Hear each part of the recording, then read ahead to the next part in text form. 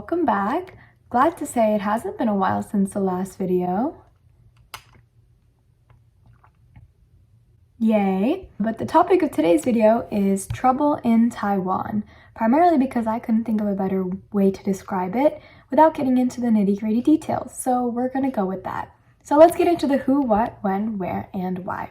So the who, there's 5 major nations involved in this whole situation, those being the United States, China, Russia, Ukraine, and Taiwan. And these nations obviously have their respective leaders, and they're also involved. The United States has President Joe Biden, as well as a key figure in this whole situation, the Speaker of the House of Representatives, Nancy Pelosi. Taiwan's president is President Tsai Ing-wen, the Chinese president, obviously, Xi Jinping, the Ukrainian president, President Volodymyr Zelensky, and the Russian president, President Vladimir Putin. That's a lot to get out at once. Okay. So that's the who. Now let's get into the what. So in simpler terms, the what is not that big of a deal, honestly. It's the problems that are associated with such an action being taken, and I'll explain a little bit what that means in a little less cryptic manner a little later.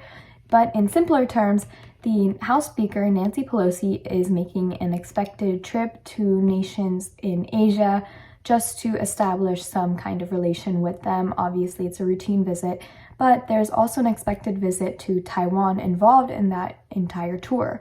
And I'll explain why that's causing problems a little bit later.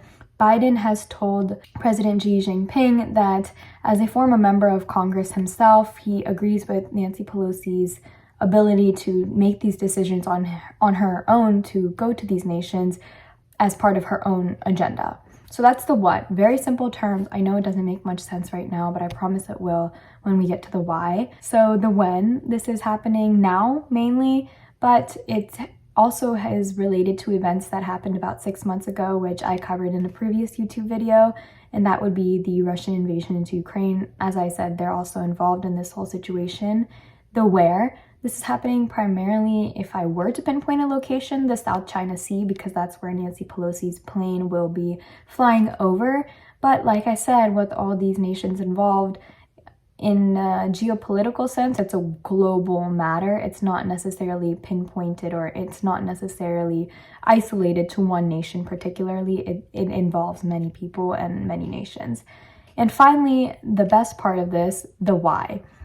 Now, this story is a little bit complicated, so I'm going to try my best to explain it in kind of, I guess, high school terms, starting off with who's friends with whom. So right now, and for the past couple years, Russia and China have been really good friends. They've been allies in geopolitical terms. Similarly, the United States and Ukraine have also been really good friends. They've been allies as well. Now, China is kind of friends with everybody, because everybody needs China's homework answers, aka everybody needs what China exports to them.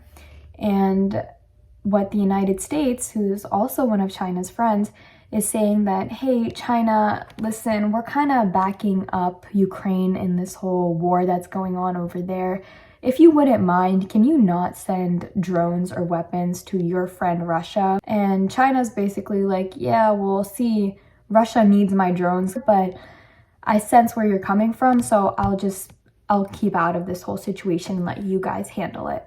Now, China, in the back of its mind, has an ex-girlfriend. Her name is Taiwan. China is still in denial that Taiwan is not with him anymore, but everybody kind of knows, although it's unsaid, everybody knows that they're not together anymore, and that Taiwan is kind of on its own, doing its own thing with other people. China doesn't think that. So when the United States sends a high-level elected official to Taiwan, China looks at it as, why are they doing this behind my back? They were my best friend. They shouldn't be going to someone that I'm dating, even though they're not dating. And that's how China views this whole situation. Now, the United States is only sending Nancy Pelosi, rather, she's sending herself there because she is a staunch critic to China and the Chinese policy. She was pro-protesters during the Hong Kong riots in 2019, 2020. She's always been on the side of the people in China, opposing the Chinese policies that are put in place. So her going to Taiwan sends kind of a message that the United States won't tolerate forceful Chinese intervention and taking over of Taiwan once again. So I hope that makes a little bit of sense and why things are happening the way they're happening, but that's the why, I guess. Now, moving on to the implications of this whole situation, there's 3 major implications. The first one is supply chain issues. Now, Taiwan is a major economic powerhouse. They are the #1 producer of semiconductor chips, and one of their companies, the Taiwanese Semiconductor Manufacturing Company, is the 10th largest in the world and the #1 in exporting semiconductor chips, which are pretty much used in every piece of technology used by you and me, by governments, by companies, by everyone. It mainly comes from Taiwan. So when tensions arise in the South China Sea, it kind of causes problems for Taiwan because now they're not necessarily focused on creating these semiconductor chips, rather focused more so on like making sure they're not invaded by China. So that causes a lot of supply chain issues down the line because there's people, like I said, that depend on these semiconductor chips for business, for work, for basic government needs, etc.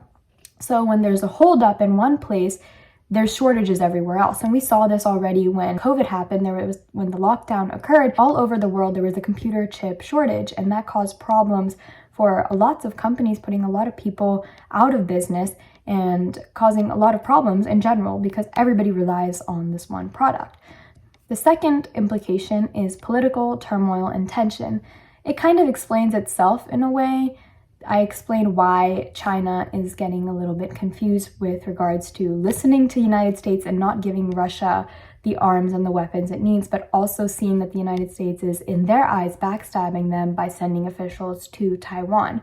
And they've said in press speeches and to the public that the United States will be facing consequences as a result of sending high-level officials to Taiwan. Now, the United States does not recognize Taiwan as an independent nation. So, like I said, all these nations, or mainly the United States, looks at Taiwan as, yeah, we acknowledge that you're not really China or with China, but we're not going to say it outright because we don't want to upset China. That's the stance that the United States has taken on Taiwan. But by sending a high-level official, that creates a lot of tension and a lot of unrest because then people are questioning, is that really what the United States thinks? Then the Chinese government is questioning, is that really what the United States thinks of Taiwan? Do they really not think they're part of us anymore? And that causes problems. So in that sense, from the United States' eyes, they're not only backing Ukraine in this war with Russia, but then they would also be fighting a different war with China and Russia again on a different front. And 2 wars is not really a good thing ever. So that brings me to my third implication, war. I mean, it's pretty self-explanatory. If China is saying that there's going to be consequences for the United States in sending the Speaker of the House to Taiwan, then you can already see what might occur. Now, the United States is already sending forces to back up Nancy Pelosi's plane in the South China Sea. The Chinese military has already moved to the coast of China in an effort to get ready to strike Taiwan if needed. So the 3 main implications to go over once again: 1, supply chain issues; 2, global tensions and turmoil; and 3, just all-out war. And that's not good for anybody. So keep an eye on what's going on, and we'll see what happens with Nancy Pelosi and if her plane actually does land in Taiwan and what that means for not only the United States, but all the other 4 countries that are involved in this big situation, this big high school drama, as I would call it. But that's all I have for you, and thank you for listening.